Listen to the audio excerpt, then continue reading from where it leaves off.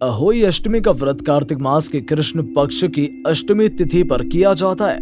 ये व्रत संतान के सुख, उत्तम स्वास्थ्य और उनकी लंबी आयु की कामना के लिए रखा जाता है। इस अष्टमी पर स्वार्थ सिद्धि, अमृत सिद्धि, रवि, गुरु पुष्य और साध्य सभी योग साथ में पड़ते हैं, जो इस पर्व का महत्व और भी बढ़ा देते हैं।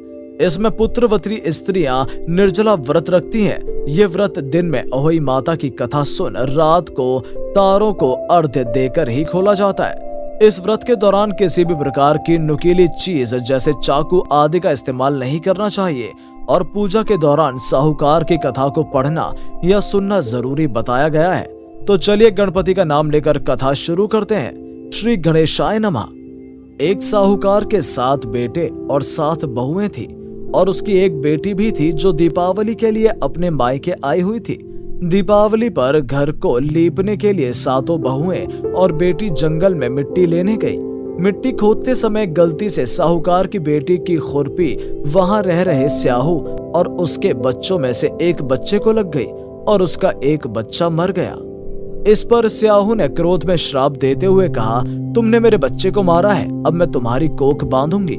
साहूकार की बेटी ने अपनी 7 भाभियों से गुहार लगाई, विनती करी कि उसकी जगह पर वो अपनी कोख बंधवा ले, ताकि 6 भाभियों ने साफ मना कर दिया।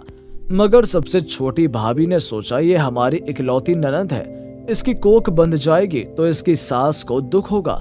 मेरे तो 6 जेठानियां हैं, इनके बाल बच्चे तो होंगे ही। ऐसा सोचकर उसने अपनी कोख बंधवा ली। दिन बीते, वर्ष बीते, उसके बच्चे हो और मर जाएं, वो भी होई के दिन ही मरे। इसीलिए वो व्रत भी नहीं कर पाती थी। अहोई पे पूरे दिन रात बस रोना ही चालू रहता था। 7 पुत्रों की इस प्रकार मृत्यु होने के बाद उसने पंडितों को बुलवाया और उनसे पूछा कि मेरा ये श्राप कैसे छूटेगा। तब पंडितों ने बताया, तू सुरही गाय की सेवा किया कर। सुरही स्याहू की बहन है, जब सुरही खुश होगी तो वो अपनी बहन से कहकर तुम्हारी कोख छुड़वा देगी। पंडितों की बात मानकर वो दूसरे दिन से ही सुरही गाय की सेवा करने लगी। कई दिन बीत गए। सुरही ने पूछा कि तुझे मेरी सेवा करते हुए बहुत दिन हो गए, तू क्या चाहती है? तू किस लिए मेरी इतनी सेवा कर रही है? तब साहूकार की छोटी बहू ने कहा कि स्याहू माता ने मेरी कोख बांध दी है, जिससे मेरे बच्चे बचते नहीं हैं। आप मेरी कोख खुलवा दें तो आपकी बहुत मेहरबानी होगी। सुरही बोली, कल मुंह अंधेरे ही आना।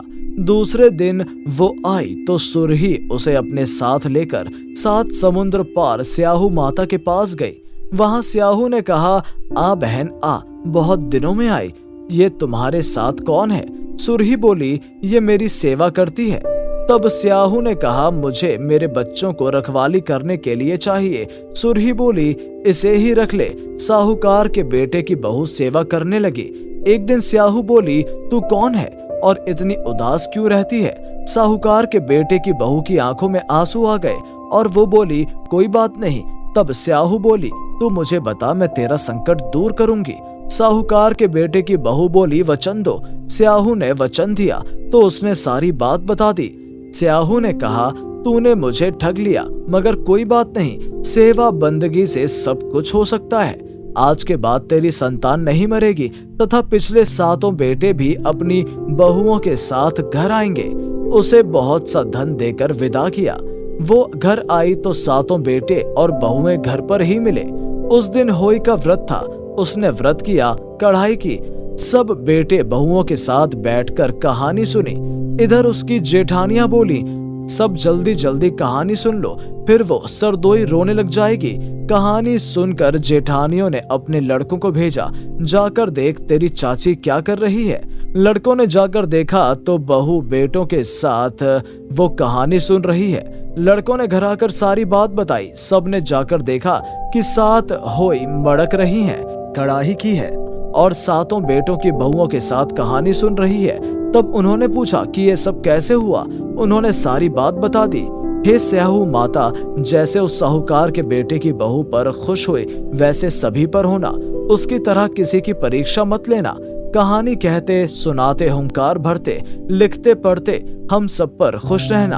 हमारे बच्चों पर अपनी कृपा बनाए रखना। अहोई माता की जय। तो दोस्तों, ये थी वीडियो अहोई अष्टमी व्रत कथा। कैसी लगी आपको हमारी वीडियो हमें कमेंट करके जरूर बताएं। हमें आपके कमेंट का बेसब्री से इंतजार रहेगा। अगर आप हमारे चैनल में नए आए हैं तो इसे सब्सक्राइब करना ना भूलें और अपने दोस्तों के साथ भी वीडियो को शेयर करें। वीडियो को अंत तक देखने के लिए आपका बहुत धन्यवाद।